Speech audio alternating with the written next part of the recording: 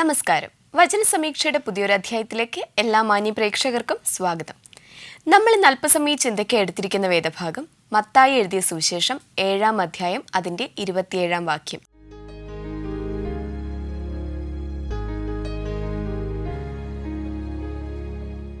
മഴ പെയ്തു, വെള്ളപ്പൊക്കമുണ്ടായി, കാറ്റടിച്ചു, അത് ഭവനത്തിന്മേൽ ആഞ്ഞടിച്ചു, അത് വീണുപോയി, അതിൻ്റെ വീഴ്ച വലുതായിരുന്നു. ഏവർക്കും വചന സമീക്ഷയിലേക്ക് ഒരിക്കൽ കൂടി സ്വാഗതം. നമുക്ക് ഏറ്റവും പരിചിതമായിട്ടുള്ള ഒരു വചനമാണ് ഞാൻ ഇന്ന് നിങ്ങളുടെ മുന്നിലേക്ക് അവതരിപ്പിക്കാനായിട്ട് പോകുന്നത്. നമുക്കറിയാം, 2 ഭവനങ്ങളെക്കുറിച്ചുള്ള ഉപമ യേശു പറയുന്നുണ്ട്. 2 ഭവനങ്ങൾ പണിതിരിക്കുന്നത് 2 രീതിയിലാണ്. അതായത് അതിൻ്റെ അടിസ്ഥാനം വേറെ 2 രീതിയിലായിട്ടാണ് വെച്ചിരിക്കുന്നത്. ഒന്ന് പാറമേൽ പണിതിരിക്കുന്നു എങ്കിൽ മറ്റേത് മണലിൽ മേലാണ് പണിതിരിക്കുന്നത്. ഓക്കെ, നമുക്കറിയാം, നമ്മുടെ ക്രിസ്തീയ ജീവിതത്തിൽ ഏറ്റവും അത്യാവശ്യമായിട്ട് അടിസ്ഥാനമിടേണ്ടത് വിശ്വാസത്തിലാണ്. ഒരുപാട് പേർ ദൈവത്തിൽ വിശ്വസിക്കുന്നവരുണ്ട്, എന്നാൽ അതിനേക്കാൾ ഒത്തിരി പേർ വിശ്വസിക്കാതെയും ഇരിക്കുന്നുണ്ട്. അപ്പോൾ തീർച്ചയായിട്ടും ഒരു ജീവിതത്തിൻ്റെ അടിസ്ഥാനം എന്ന് പറയുന്നത് വിശ്വാസം തന്നെയാണ്. അതുപോലെ തന്നെ നമ്മുടെ ക്രിസ്തീയ ജീവിതത്തിൻ്റെ അടിസ്ഥാനവും വിശ്വാസത്തിൽ നിലനിൽക്കുന്നു. ഓക്കെ, പക്ഷേ ആ വിശ്വാസം ഒന്നുകൊണ്ട് നമ്മുടെ ക്രിസ്തീയ ജീവിതം അല്ലെങ്കിൽ യേശുവുമായിട്ടുള്ള ബന്ധം വളരാനായിട്ട് സാധിക്കുമോ? ഒരിക്കലുമില്ല. അതിൽ ദൈവവുമായിട്ടുള്ള ആ ഒരു ബന്ധം വളർത്തുന്ന ഏറ്റവും വലിയൊരു ഘടകമാണ് നമ്മുടെ പ്രാർത്ഥന എന്ന് പറയുന്നത്. അപ്പോൾ പ്രാർത്ഥന എന്താണ്, എപ്രകാരം ആ പ്രാർത്ഥനയിലൂടെ ദൈവത്തിലേക്ക് അടുക്കാൻ സാധിക്കും എന്ന് നമുക്ക് ഈ അധ്യായത്തിൽ നോക്കാം. അതിനു മുമ്പായിട്ട് നമുക്കൊരു കോൾ വരുന്നുണ്ട്. ആരാ നോക്കാം. ഹലോ, വചന സമീക്ഷയിലേക്ക് സ്വാഗതം. ഇതാരാ സംസാരിക്കുന്നേ? എന്റെ പേര് മണി ജോസഫ്. ഓക്കെ, സുഖായിരിക്കുന്നോ? സുഖമായിട്ടിരിക്കുന്നു, ദൈവകൃപയാല്. ഓക്കെ, അപ്പൊ എന്തൊക്കെയുണ്ട് വിശേഷം? വിശേഷം അവധിയല്ലേ, ഗൾഫിലൊക്കെ കൊച്ചുമക്കളൊക്കെ വന്നിട്ടുണ്ട്. ആണോ? കുറച്ച് മോനും കുടുംബവും. ഓക്കെ ഓക്കെ, അപ്പൊ അവരെല്ലാരും സുഖമായിരിക്കുന്നു? എല്ലാരും സുഖമായിട്ടിരിക്കുന്നു, സന്തോഷമായിട്ടിരിക്കുന്നു. ഓക്കെ, എല്ലാവരും ഒത്തുചേർന്ന് അടിച്ചു പൊളിക്കുവാണ്. അതെ. ഓക്കെ ആന്റി, അപ്പോ നമുക്ക് ആദ്യത്തെ ചോദ്യത്തിലോട്ട് പോകാം. പോകാം. ഓക്കെ, അപ്പോൾ നമ്മുടെ ആൻറ്റിക്ക് വേണ്ടിയുള്ള ആദ്യത്തെ ചോദ്യം ഇതാണ്: മരുഭൂമിയിൽ നിന്നും നിർജ്ജന പ്രദേശത്ത് നിന്നും പൊട്ടിപ്പുറപ്പെടുന്നത് എന്താണ്? ഇതാണ് ചോദ്യം. ക്ലിയർ ആണോ ആൻറ്റി? മരുഭൂമിയിൽ നിന്ന് വെള്ളവും നിർജ്ജന പ്രദേശത്ത് തോടുകളും പൊട്ടിപ്പുറപ്പെടും. വളരെ ശരിയാണ് ആൻറ്റി, വെള്ളവും തോടുകളും. ഓക്കെ ഓക്കെ ആൻറ്റി, അപ്പോൾ നമുക്ക് എന്നും പാട്ടൊക്കെ പാടിത്തരുന്ന ആൻറ്റിയാണ്. 2 വരി പാടാൻ താല്പര്യമുണ്ടോ ഇപ്പോ? പറഞ്ഞില്ല. ഓക്കെ, അപ്പൊ ആന്റിക്ക് വേണ്ടിയുള്ള രണ്ടാമത്തെ ചോദ്യം ഇതാണ്: എന്തൊക്കെ വൈകല്യമുള്ളവരെ കുറിച്ചാണ് ഇവിടെ പറഞ്ഞിരിക്കുന്നത്? തകർന്ന കൈകളെ ഉള്ളവരെ, കുഴഞ്ഞ മുഴങ്കാലുകൾ ഉള്ളവരെ, കുരുടന്മാരെ, കീടന്മാരെ, അത്രയും വൈകല്യങ്ങളുള്ളവരുടെ കാര്യമാണ് പറഞ്ഞിരിക്കുന്നത്. ശരി ഉത്തരമാണ് ആന്റി. കുരുടർ, ചെകിടർ, മുടന്തർ, ഊമർ.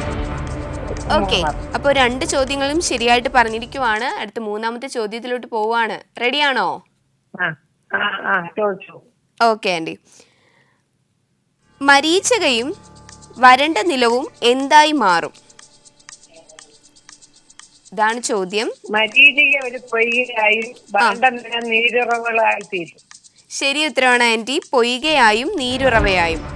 ഓക്കെ, 3 ചോദ്യങ്ങൾക്കും ശരി ഉത്തരം പറഞ്ഞിരിക്കുവാണ്. ഇനി ഒറ്റ ചോദ്യം കൂടെ അവശേഷിക്കുന്നുള്ളൂ. അതിനു മുമ്പായിട്ട് ആന്റി പ്രാർത്ഥിക്കാറുണ്ടല്ലോ എന്നും. അപ്പൊ പ്രാർത്ഥനയെ കുറിച്ച് ആന്റിയുടെ അഭിപ്രായം ഒരു 2 സെന്റൻസിൽ പറയാവോ? അതായത് പ്രാർത്ഥന നമുക്ക് എപ്രകാരമാണ് നമ്മുടെ ജീവിതത്തെ ബാധിക്കുന്നത്? പ്രാർത്ഥന നമ്മുടെ വെള്ളത്തെ വീഞ്ഞാക്കി തീർക്കാനുള്ള കഴിവുണ്ട് പ്രാർത്ഥനയ്ക്ക്. നമ്മുടെ ജീവിതത്തിലെ എന്ത് പ്രതിസന്ധി വന്നാലും പ്രാർത്ഥിച്ചാൽ അതിനൊരു മറുപടി ഉണ്ട്. അതെ, നമ്മുടെ ഒരു പ്രാർത്ഥനയും ലഭിക്കും. എന്റെ ജീവിതത്തിലെ എനിക്ക് പ്രാർത്ഥന കൊണ്ട് സകലതും എനിക്ക് ലഭിച്ചിരിക്കുന്നത്. ഓക്കെ, അതിൽ ആന്റി എപ്പോഴും ഓർക്കുന്ന ഒരു അനുഭവം ഒന്ന് ഷെയർ ചെയ്യാൻ താല്പര്യമുണ്ടോ പ്രേക്ഷകരുമായി? താല്പര്യമുണ്ട്. പറയൂ. എനിക്ക് 2 ആൺകുഞ്ഞുങ്ങളാണ്. അതിലെ മൂത്ത മകന് ഒരു കുഞ്ഞുണ്ടായി. ആ ആ കുഞ്ഞിനെ ഒരു 6 മാസത്തോളമായപ്പോൾ ആ കുഞ്ഞ് ഹാർട്ടിന്റെ പ്രോബ്ലമായിട്ട് ഓപ്പറേഷൻ ഒക്കെ കഴിഞ്ഞു. പക്ഷേ ആ കുഞ്ഞ് മരിച്ചുപോയി. ആ കുഞ്ഞ് മരിച്ചു കഴിഞ്ഞപ്പോൾ ഞങ്ങളുടെ വീട്ടിലെ വളരെയധികം നിരാശയും പ്രതിസന്ധിയും വന്നപ്പോഴും ഞാൻ തകർന്നു പോയായിരുന്ന അവസ്ഥയിൽ. അപ്പോൾ എന്റെ മോൻ ആ കുഞ്ഞിന്റെ അപ്പൻ എന്നോട് ചോദിച്ചു, മമ്മി, ദൈവം തന്നു, ദൈവം എടുത്തു, ദൈവത്തിന് നാം മഹത്വീകരിക്കട്ടെ. 21 വയസ്സാകുമ്പോൾ ആ കുഞ്ഞ് റോഡിലോട്ട് ഇറങ്ങിയാൽ വണ്ടി ഇടിച്ചാൽ മരിച്ചു പോകത്തില്ല ചോദിച്ചു. അങ്ങനെ ആ മോൻ എന്നെ ബലപ്പെടുത്തി ശക്തീകരിച്ചു. അന്ന് എനിക്ക് ബലം ദൈവം തന്നു. അതിനുശേഷവും 2 കുഞ്ഞുങ്ങൾ നഷ്ടപ്പെട്ടു. അതിന് മധ്യത്തിലും അന്നേരവും ഞങ്ങൾ ബലം പ്രാപിച്ച് നടന്നു. ആ കുഞ്ഞാണ് കഴിഞ്ഞ പ്രാവശ്യം പിന്നെ കിട്ടിയ 3ാമത്തെ കുഞ്ഞാണ് ആ പ്രാവശ്യം പാട്ട് പാടിയത് കഴിഞ്ഞ ആഴ്ച. ഓക്കെ, അത് ശരി. അപ്പോ ഈ കുഞ്ഞ് ഏറ്റവും അനുഗ്രഹിക്കപ്പെട്ടതായി തന്നെ ദൈവം ആ കുഞ്ഞിനെ വളർത്തിയെടുക്കട്ടെ ആന്റി. ഓക്കെ, അപ്പോ അതിന് അങ്ങനെയുള്ള പ്രതിസന്ധികളിൽ കൂടെ ഞങ്ങൾ കടന്നു പോകുന്നു ഒരുപാട്. അപ്പോഴും ദൈവം തമ്പുരാന്റെ മുമ്പിൽ മുട്ടുമുടക്കി കണ്ണുനീര് പൊഴിച്ചപ്പോൾ കർത്താവ് മറുപടി എന്ന് വൈദ്യശാസ്ത്രം പറഞ്ഞു, നമുക്ക് കുഞ്ഞുങ്ങൾ ജീവനോട് കിട്ടത്തില്ലെന്ന്. എന്നാൽ കർത്താവിന്റെ അത്ഭുത പ്രവർത്തിയാൽ 2 കുഞ്ഞുങ്ങളെ തന്നു. ഒന്ന് ഇമ്മാനുവേലും ഒന്ന് നിധിയുമാണ് ഞങ്ങൾ വിളിക്കുന്നത്, രോഹന എന്നുള്ള പേരിൽ. ഓക്കെ ആന്റി, ദൈവം ആ 2 കുഞ്ഞുങ്ങളെ അനുഗ്രഹിക്കട്ടെ ധാരാളമായി. ഏറ്റവും വലിയ ദീർഘായുസ് കൊടുത്ത് 2 കുഞ്ഞുങ്ങളെയും ഭദ്രമായി കാക്കട്ടെ എന്ന് പ്രാർത്ഥിക്കുന്നു ആന്റി. നമ്മുടെ പ്രാർത്ഥന ഒരിക്കലും പാഴായി പോവത്തില്ല. തീർച്ചയായിട്ടും വിശ്വാസത്തോടു കൂടിയുള്ള പ്രാർത്ഥന എപ്പോഴും ഒരു അലങ്കാരം തന്നെയാണ്. തീർച്ചയായും ഒരു അനുഗ്രഹമായി തന്നെ മാറും. ഓക്കെ ആന്റി, അത് നിങ്ങളുടെ ജീവിതത്തിൽ ഉടനീളം വ്യാപിക്കട്ടെ എന്ന് പ്രാർത്ഥിക്കുന്നു. ഞങ്ങളുടെ ജീവിതത്തിൽ ഒരുപാട് പ്രാർത്ഥന അധികമായി ഞങ്ങളുടെ ജീവിതത്തിലായി. തീർച്ചയായിട്ടും എല്ലാവരും പ്രാർത്ഥന മുഖാന്തരമാണ് നിലനിൽക്കുന്നത്. ഞങ്ങൾ പതറിപ്പോകത്തില്ല ഇപ്പോൾ. അതാണ്. ഓക്കെ ആന്റി, അപ്പോൾ വലിയൊരു അനുഗ്രഹിക്കപ്പെട്ട ഒരു സാക്ഷ്യമായിരുന്നു. ദൈവം അനുഗ്രഹിക്കട്ടെ. ഓക്കെ, നമുക്ക് അവസാനത്തെ ചോദ്യത്തിലോട്ട് പോയാലോ? ഓക്കെ, ആന്റിക്ക് വേണ്ടിയുള്ള അവസാനത്തെ ചോദ്യം ഇതാണ്. കുറുക്കന്മാർ കിടന്ന സ്ഥലത്ത് എന്തൊക്കെയാണ് വളരുന്നത്? കുറുക്കന്മാർ കിടന്ന സ്ഥലത്ത് എന്തൊക്കെയാണ് വളരുന്നത്? ഇതാണ് ചോദ്യം. ഉറപ്പാണോ? കുറുക്കന്മാരുടെ പാർപ്പിടത്ത് അവ കിടന്ന സ്ഥലത്ത് തന്നെ പുല്ലും ഓടയും ഞാങ്ങണയും വളരും. ഓക്കെ, ഉറപ്പാണ്? ഉറപ്പാണെങ്കിൽ ശരി ഉത്തരമാണ് ആന്റി. പുല്ലും ഓടയും ഞാങ്ങണയും. ഓക്കെ, അപ്പൊ 4 ചോദ്യത്തിനും ശരി ഉത്തരം നൽകിയിരിക്കുകയാണ്. അപ്പോ നമ്മുടെ പ്രോഗ്രാം ഇനിയും കാണുക, സപ്പോർട്ട് ചെയ്യാം ആന്റി. തീർച്ചയായിട്ടും. ഓക്കെ ആന്റി, ദൈവം അനുഗ്രഹിക്കട്ടെ. Thank you. Thank you aunty. നമ്മളിപ്പോൾ വിളിച്ചിരുന്നത് മണി ജോസഫ് ആൻറ്റി ആയിരുന്നു. അപ്പോൾ ആൻറ്റി നല്ലൊരു സാക്ഷ്യമാണ് നമുക്ക് മുന്നിലേക്ക് പറഞ്ഞിരിക്കുന്നത്. അതിൻ്റെ ഏറ്റവും അടിസ്ഥാന കാര്യം എന്ന് പറയുന്നത് അവരുടെ വിശ്വാസവും പ്രാർത്ഥനയും തന്നെയായിരുന്നു, അല്ലേ? അപ്പോൾ നമ്മളിപ്പോൾ പറഞ്ഞു വന്നുകൊണ്ടിരുന്നത് നമ്മുടെ വിശ്വാസവും പ്രാർത്ഥനയും നമ്മുടെ ജീവിതത്തെ എത്രത്തോളം ഇൻഫ്ലുവൻസ് ചെയ്യുന്നു എന്നുള്ളതാണ്. അപ്പോൾ യേശു പറഞ്ഞ ഈ 2 ഭവനങ്ങളും നല്ല നീറ്റായിട്ടും വൃത്തിയായിട്ടും ഭംഗിയായിട്ടും തന്നെയായിരുന്നു പണിതിരുന്നത്. പക്ഷെ അതിൻ്റെ അടിസ്ഥാനത്തിൽ വ്യത്യാസമുണ്ടായിരുന്നു, അല്ലേ? ഒന്ന് മണലിൽ മേലായിരുന്നു പണിതിരുന്നത്, പക്ഷെ മറ്റേത് പാറയുടെ മേലായിരുന്നു. ഇതുകൊണ്ട് തന്നെ മഴ പെയ്തു, വെള്ളപ്പൊക്കമുണ്ടായി, കാറ്റടിച്ചു, അത് ഈ ഭവനത്തിന്മീതെ അധികമായി ആഞ്ഞടിച്ചു എന്ന് തിരുവചനം നമ്മെ പഠിപ്പിക്കുന്നു. പക്ഷെ ഈ കാറ്റടിച്ചപ്പോൾ ഒന്ന് വീഴുകയും ഒന്ന് നിലനിൽക്കുകയും ചെയ്തു എന്നുള്ളതാണ് വ്യത്യാസം.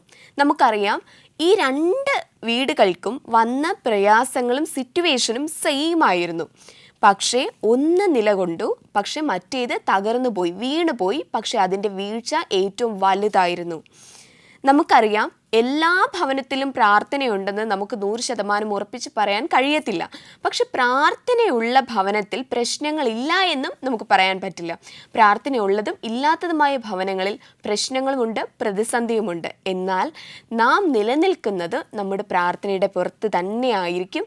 കാരണം അതിന് ഏറ്റവും വലിയൊരു ഉദാഹരണം തന്നെയാണ് ഈ ഒരു ഒരു ഉപമ എന്ന് പറയുന്നത്. അപ്പോൾ നമുക്ക് ഇതിലേക്ക് കൂടുതലായിട്ട് വരാൻ വരുമ്പോഴായിട്ട് നമുക്കൊരു കോൾ വരുന്നുണ്ട് കേട്ടോ. ആരാന്ന് നോക്കാം. ഹലോ, വചന സമീക്ഷയിലേക്ക് സ്വാഗതം. ഇതാരാ സംസാരിക്കുന്നേ? Susan aunty. എവിടെന്നാ വിളിക്കുന്നേ? ഓക്കെ ആന്റി, സുഖമായിരിക്കുന്നോ? സുഖമായിരിക്കുന്നു. ഓക്കെ, വീട്ടിൽ എന്തൊക്കെയുണ്ട് വിശേഷം? വീട്ടിൽ കുഴപ്പമില്ല. Okay aunty. ഓക്കെ, അപ്പോ നമ്മുടെ പ്രോഗ്രാം കാണാറുണ്ടല്ലോ? കാണാറുണ്ട്. ഓക്കെ, അപ്പോൾ നമുക്ക് ആദ്യത്തെ ചോദ്യത്തിലോട്ട് പോകാമോ? പോകാം. അപ്പോൾ ആന്റിക്ക് വേണ്ടിയുള്ള ആദ്യത്തെ ചോദ്യം ഇതാണ്: വിഗ്രഹത്തെ നിർമ്മിക്കുന്നവനെല്ലാം എന്താകുന്നു? ഇതാണ് ചോദ്യം. വിഗ്രഹത്തെ നിർമ്മിക്കുന്നവന് ശൂന്യമാകും. ശൂന്യമാകുന്നു, ശരി ഉത്തരവാണ് ആന്റി. ഓക്കെ, അപ്പോൾ നമുക്ക് രണ്ടാമത്തെ ചോദ്യത്തിലോട്ട് പോയാലോ? പോകാം. ഓക്കെ. ഉളിക്ക് മൂർച്ച വരുത്തി തീക്കനൽ വെച്ച് പണി ചെയ്ത ചുറ്റിക കൊണ്ട് അടിച്ച് രൂപപ്പെടുത്തി ബലമുള്ള ഭുജം കൊണ്ട് വിഗ്രഹം പണിത് തീർക്കുന്നത് ആരാണ്? കൊല്ലൻ, ശരി ഉത്തരവാണ്.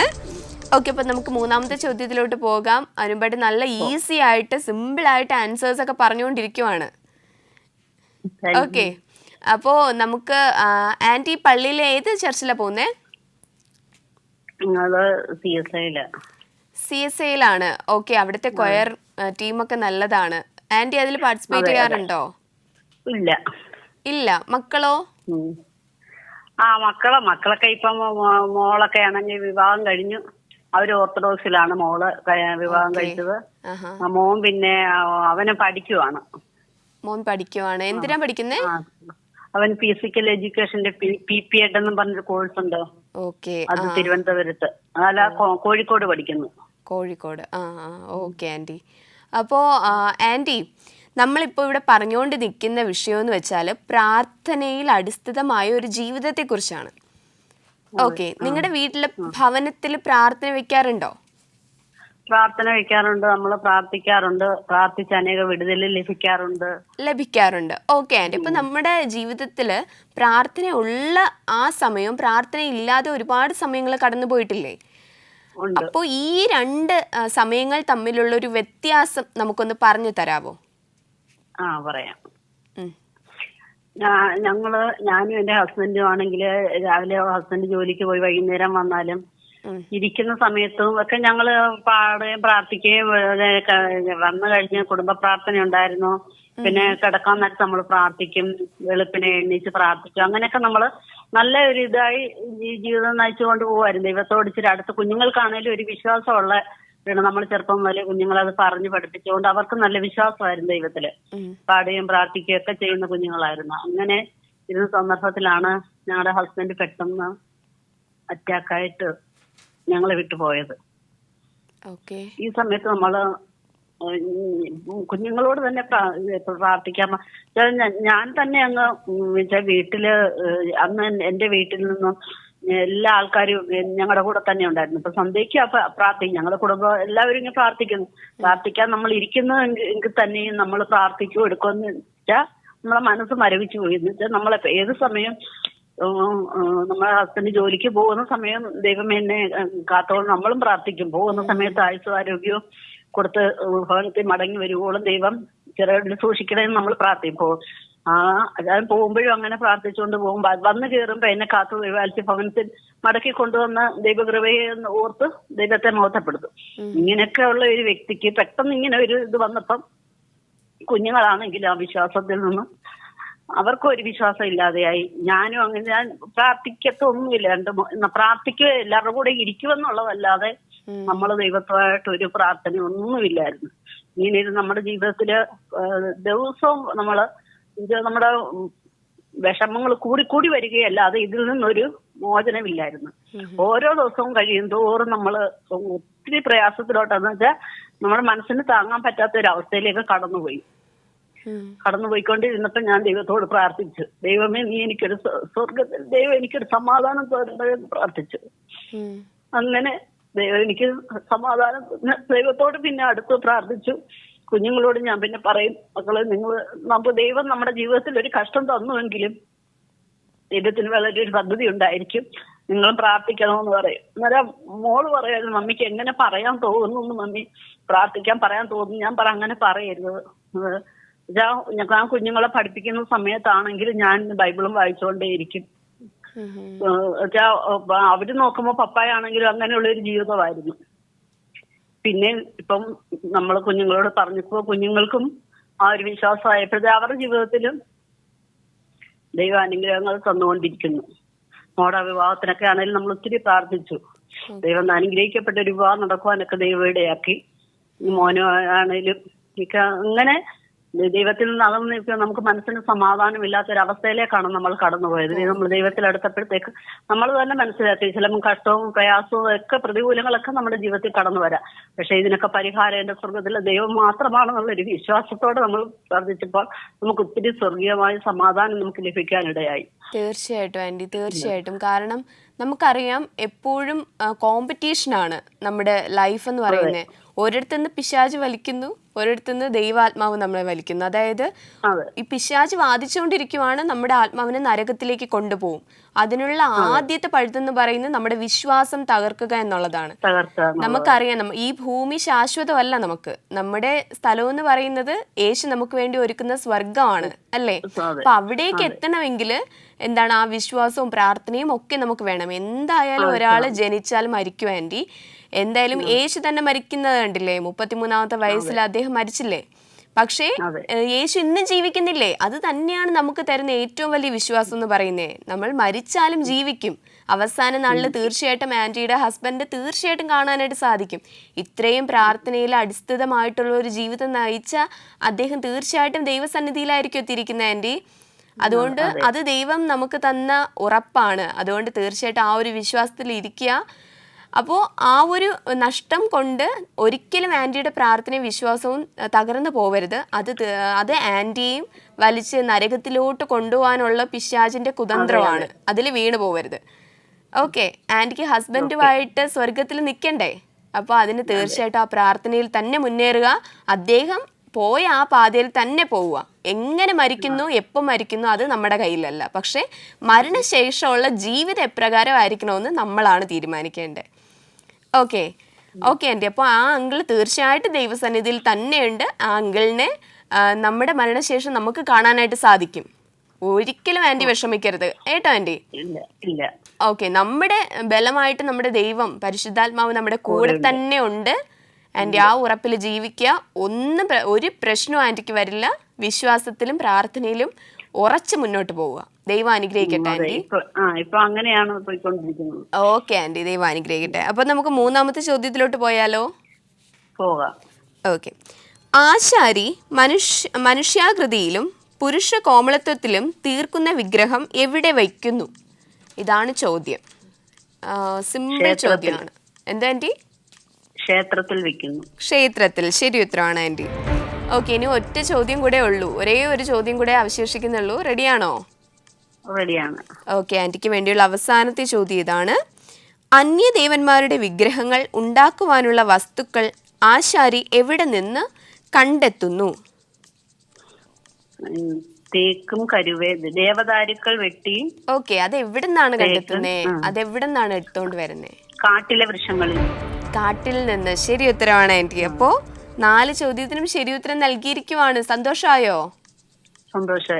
സന്തോഷമായി. അപ്പൊ നമ്മൾ ഇനി വിളിക്കുമല്ലോ? വിളിക്കും. Okay aunty. ആൻറ്റിയോട് സംസാരിക്കാൻ സാധിച്ചതിൽ വലിയ സന്തോഷം തോന്നുന്നുണ്ട്. ദൈവം അനുഗ്രഹിക്കട്ടെ. കുടുംബം ഒന്നടങ്കം ദൈവം അനുഗ്രഹിക്കട്ടെ എന്ന് പ്രാർത്ഥിക്കുന്നു. Okay aunty. നമ്മളിപ്പോൾ വിളിച്ചിരുന്നത് സൂസൻ ആൻറ്റി ആയിരുന്നു. ആൻറ്റിയുടെ ജീവിതത്തിൽ പ്രാർത്ഥന കൊണ്ട് പ്രാർത്ഥിച്ചുകൊണ്ട് ജീവിച്ചിരുന്നപ്പോൾ തന്നെ ഒരു വലിയ പ്രയാസം ആ ആൻറ്റിയുടെ ജീവിതത്തിലേക്ക് വന്നിരിക്കുകയാണ്. പക്ഷേ ആൻറ്റിയുടെ ലൈഫ് ഒരിക്കലും തകരാതെ ദൈവം മുന്നോട്ട് കൊണ്ടുപോയി എന്നുള്ളതാണ് ഏറ്റവും ചിന്തിക്കേണ്ട ഒരു വിഷയം എന്ന് പറയുന്നത്. നമുക്കറിയാം, ഈ 2 ഭവനത്തിലും ഈ മഴയും കൊടുങ്കാറ്റും ഒക്കെ വന്നപ്പോഴും ആ ഒരു ഭവനം മാത്രം ഇടിഞ്ഞു പോകാതെ അല്ലെങ്കിൽ തകർന്നു പോകാതെ പിടിച്ചു നിൽക്കാൻ കാരണം അതിൻ്റെ അടിസ്ഥാനം പാറമേൽ ഉറച്ചിരുന്നത് കൊണ്ട് തന്നെയാണ്. നമ്മുടെ അടിസ്ഥാനം എവിടെയാണ്? ദൈവത്തിലാണോ? ദൈവത്തിൽ പ്രാർത്ഥനയാലും വിശ്വാസത്താലും നമ്മുടെ അടിസ്ഥാനം നാം ഉറപ്പിക്കുന്നത് എപ്രകാരമാണോ അപ്രകാരമായിരിക്കും നാം ഈ ഭൂമിയിൽ നിലനിൽക്കുന്നതും. ഓക്കെ, നമുക്ക് അടുത്തൊരു കോൾ വരുന്നുണ്ട്. ആരാ നോക്കാം. ഹലോ, വചന സമീക്ഷയിലേക്ക് സ്വാഗതം. ഇതാരാ സംസാരിക്കുന്നേ? ഞാൻ സുനി. സുനി, എവിടെ നിന്ന് വിളിക്കുന്നേ ചേച്ചി? ട്രിവാൻഡ്രം മാറനെല്ലൂരിൽ നിന്ന്. ഓക്കെ ചേച്ചി, വീട്ടിലാരൊക്കെയുണ്ട്? വീട്ടിലെ അമ്മ, കുഞ്ഞ്, ഹസ്ബൻഡ് സ്ഥലത്തില്ല. ഓക്കെ ചേച്ചി, അപ്പൊ എല്ലാരും സുഖായിരിക്കുന്നു? കുഞ്ഞെന്ത് ചെയ്യാ? കുഞ്ഞ് സ്കൂളിൽ പോയി അല്ലേ? എത്രാം ക്ലാസ്സിലാ? അവന് LKG. ഓക്കെ, LKGയിലായേ ഉള്ളൂ അല്ലേ? ഓക്കെ ചേച്ചി, നമ്മുടെ പ്രോഗ്രാം കാണാറുണ്ടോ? ഇടയ്ക്ക് കാണാറുണ്ട്. ഇടയ്ക്കോ? എന്നും കാണണ്ടേ ചേച്ചി? ഓക്കെ ചേച്ചി, അപ്പൊ എന്നും കാണണേ കേട്ടോ. ഓക്കെ, അപ്പൊ ചേച്ചിക്ക് വേണ്ടിയുള്ള ആദ്യത്തെ ചോദ്യത്തിലോട്ട് പോവുകയാണ്. റെഡിയാണോ? ഓക്കെ, ഫസ്റ്റ് ക്വസ്റ്റ്യൻ ഇതാണ്. ശൂന്യമായ ദേശം കൈവശമാക്കുകയും അതിൽ പാർക്കുകയും ചെയ്യുന്നത് ആരാണ്? ഇതാണ് ചോദ്യം. ഒന്നുകൂടെ വായിക്കണോ? ശൂന്യമായ ദേശം കൈവശമാക്കുകയും അതിൽ പാർക്കുകയും ചെയ്യുന്നത് ആരാണ്? വേഴാമ്പലും മൂങ്ങയും മലങ്കാക്കയും പിന്നെ ഒരാളൂടെ ഉണ്ട്. വേഴാമ്പലും മൂങ്ങ മലങ്കാക്ക മുള്ളുമാണ്. മുള്ളെന്നല്ല, മുള്ളുള്ളൊരു മൃഗം പറഞ്ഞേ. ശരിയാണ്. വേഴാമ്പലും മുള്ളൻ പന്നിയും മൂങ്ങയും മലങ്കാക്കയും. ഓക്കെ, അപ്പൊ രണ്ടാമത്തെ ചോദ്യത്തിലോട്ട് പോയാലോ? റെഡിയാണോ? ചേച്ചിക്ക് വേണ്ടിയുള്ള രണ്ടാമത്തെ ചോദ്യം ഇതാണ്. യഹോവ ശൂന്യമാക്കിയ ദേശത്തിൽ പിടിക്കുന്നത് എന്താണ്? സംഭ്രാന്തിയുടെ നൂലും പരിശ്രമത്തിന്റെ അളവുകട്ടയും. സംഭ്രാന്തിയുടെ അളവ് നൂലും പിന്നെ എന്താണ്? ശൂന്യതയുടെ അളവുകട്ടയും. ശരി ഉത്തരമാണ് ചേച്ചി. ശരി ഉത്തരമാണ്. സംഭ്രാന്തിയുടെ അളവ് നൂലും ശൂന്യതയുടെ തൂക്കുകട്ടയും. ഓക്കെ, അപ്പൊ 2 ചോദ്യങ്ങൾക്ക് ശരി ഉത്തരം നൽകിയിരിക്കുവാണ്. അപ്പൊ ആ ഒരു സന്തോഷത്തിൽ ഒരു പാട്ടായാലോ? 2 ലൈൻ പാടുവോ? ഈ എപ്പിസോഡിൽ ആരും പാട്ട് പാടിയിട്ടില്ല. ആ അവസരം ചേച്ചിക്കാണ്. ഓക്കെ ചേച്ചി, പാടിക്കോ. നടത്തും ആ പൊന്നു കരമോ ഒരു നാളിലും കുറുകിട്ടില്ല. എൻ ശബ്ദം കേൾക്കുന്ന ഒരു കാറിനിക്കുണ്ട്, ഒരു നാളും മന്ദമാകില്ല. എൻ ശബ്ദം കേൾക്കുന്ന ഒരു കാറിനിക്കുണ്ട്, ഒരു നാളും മന്ദമാകില്ല.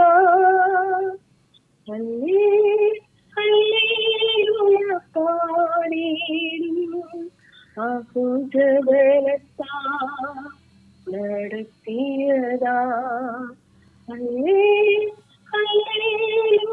പാടിയിടും ആ ഇമ്പസ്വരത്താ നടത്തിയതാ.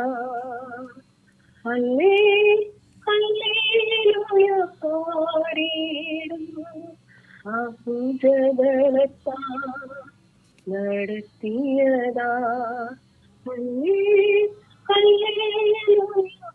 പാടിയിടും.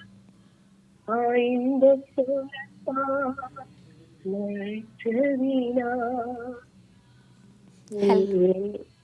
ഹലോ, ആ നന്നായിട്ട് പാടിയിട്ടുണ്ട് ചേച്ചി, നല്ല രസമുണ്ടായിരുന്നു. ഓക്കെ ചേച്ചി, അപ്പം നമുക്ക് മൂന്നാമത്തെ ചോദ്യത്തിലോട്ട് പോകാം. അതെ. അപ്പോൾ ചേച്ചിക്ക് വേണ്ടിയുള്ള മൂന്നാമത്തെ ചോദ്യം ഇതാണ്: അതിൻ്റെ അരമനകളിലും കോട്ടകളിലും മുളയ്ക്കുന്നത് എന്താണ്? അവിടെ പാർപ്പിടമാക്കിയതും താവളമടിച്ചതും ആരാണ്? 2 ചോദ്യമാണ്. പറഞ്ഞോളൂ. മില്ലും തൂവയും നെരിഞ്ഞിലും ആ കുറുക്കന്മാരും ഒട്ടകപ്പക്ഷികളും. ഓക്കെ ചേച്ചി, ശരി ഉത്തരമാണ്. മുള്ളും തൂവയും എരിഞ്ഞിലും മുളയ്ക്കും, കുറുക്കന്മാരും ഒട്ടകപക്ഷികളും. ഓക്കെ ഓക്കെ ചേച്ചി, അപ്പം നമുക്ക് അവസാനത്തെ ചോദ്യത്തിലോട്ട് പോവുകയാണ്. റെഡിയാണോ? ആ ഏതോമായിരുന്ന സ്ഥലം കൈവശമാക്കിയിരുന്നത് ആരെല്ലാമാണ്? മരുഭൂമിയിലെ ആ മരുഭൂമിയിലെ വന്യമൃഗങ്ങളും ഓക്കെ. കാട്ടാടുകളും പിന്നെ മൂങ്ങ, പരുന്ത്. ഒരാളൂടെ ഉണ്ട്. ഓക്കെ, സാരമില്ല. അപ്പൊ അത് മാത്രമല്ല, ഇനിയും ഒത്തിരി മൃഗങ്ങളുണ്ട്. എന്തോ? നിശാജന്തുക്കളാണ്. അതെ, നിശാജന്തുക്കൾ.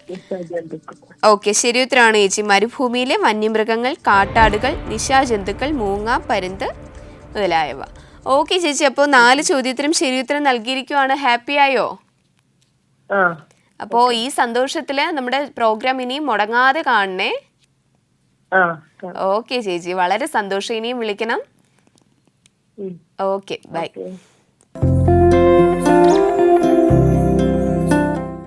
അപ്പോൾ നമ്മളിപ്പോൾ വിളിച്ചിരുന്നത് സുനി ചേച്ചിയായിരുന്നു. ചേച്ചി 4 ചോദ്യത്തിനും ശരി ഉത്തരം നൽകിയിരിക്കുകയാണ്. കൺഗ്രാറ്റുലേഷൻസ് ചേച്ചി. നമ്മളെ ഇനിയും വിളിക്കാനായിട്ട് ശ്രദ്ധിക്കുക. അപ്പോൾ നമുക്ക് നമ്മുടെ ആ കഥയിലേക്ക് തിരിച്ചു വരാം. അപ്പോൾ നമ്മൾ പറഞ്ഞു വന്നിരുന്നത്, എന്തൊക്കെ സംഭവിച്ചാലും നാം ഉലയാതെ, അതുപോലെ വീഴാതെ പിടിച്ചു നിൽക്കണമെങ്കിൽ അതിന് നമ്മെ ഏറ്റവും കൂടുതൽ സഹായിക്കുന്നത് നമ്മുടെ വിശ്വാസവും പ്രാർത്ഥനയും തന്നെയാണ്. വിശ്വാസത്തിലും പ്രാർത്ഥനയിലും അടിസ്ഥാനമിട്ട ഒരു ഭവനവും ഒരു വ്യക്തിയും ഒന്നിൻ്റെ മുന്നിലും തകർന്നു പോവുകയില്ല എന്നുള്ളതിൻ്റെ ഒരു ഉത്തമ ഉദാഹരണമാണ് ഈ ഉപമ എന്ന് പറയുന്നത്. നമുക്കറിയാം, 2 വീടും ഒരുപോലെ ആയിരുന്നു പണിതിരുന്നത്. അതിൻ്റെ അടിസ്ഥാനം ഒഴികെ ബാക്കി എല്ലാം സെയിം ആയിരുന്നു. അതിന് വന്നു ചേർന്ന പ്രതിസന്ധികളും ഒരുപോലെ ആയിരുന്നു. അതിന് വന്ന് ഭവിച്ച എല്ലാവിധ പ്രതികൂലങ്ങളും ഒന്ന് തന്നെയായിരുന്നു. എന്നാൽ അതിൻ്റെ ആഫ്റ്റർ എഫക്റ്റിലായിരുന്നു കാര്യം, അല്ലേ? അതുപോലെ തന്നെയാണ് നമ്മുടെ പ്രാർത്ഥനയിലും വിശ്വാസത്തിലുമുള്ള ഒരു വ്യക്തിയുടെ ജീവിതം ഇപ്രകാരം തന്നെ ആയിരിക്കും. അതായത് പ്രാർത്ഥന ഇല്ലാത്ത ഒരു വ്യക്തിയുടെ ജീവിതത്തിൽ വരുന്ന അതേ പ്രയാസങ്ങൾ നമ്മുടെ ജീവിതത്തിലും വന്നെന്നിരിക്കാം. ചിലപ്പോൾ ഒരു പക്ഷേ മരണം വരെ സംഭവിച്ചെന്നിരിക്കാം. എന്നാലും അവിടെ പതറാതെ പിടിച്ചു നിൽക്കാനായിട്ട് നമ്മെ സഹായിക്കുന്നത് നമ്മുടെ വിശ്വാസവും പ്രാർത്ഥനയും തന്നെയാണ്. അപ്രകാരം ആ ഒരു ജീവിതത്തിൽ മുന്നേറുവാൻ സർവശക്തനായ ദൈവൻ നമ്മെ ഓരോരുത്തരെയും അനുഗ്രഹിക്കട്ടെ എന്ന പ്രാർത്ഥനയോടെ ഇന്നത്തെ വചന സമീക്ഷയുടെ അധ്യായം ഇവിടെ പൂർണ്ണമാകുന്നു. ഏവർക്കും നന്ദി.